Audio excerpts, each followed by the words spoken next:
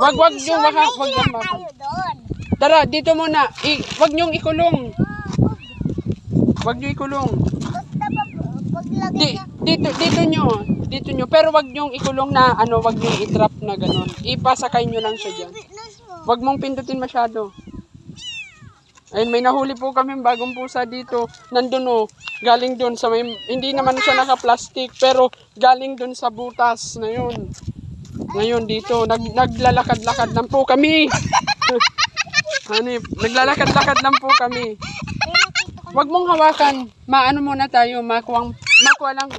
Malia, tara. Makuha lang po kami ng ng pusa, ng pambahog. Yan ang paglalagyan natin. Diyan mo ilagay. Alagaan mo yan. Ayan. Nakuha namin, ang liit na pusa, nagmiyaw siya. Nakala namin kung ano. Yan, dyan ang kwarto niya. Wait lang, wag mo siya. Dito ko lang. O tara, Malia. Baka mahulog ulit.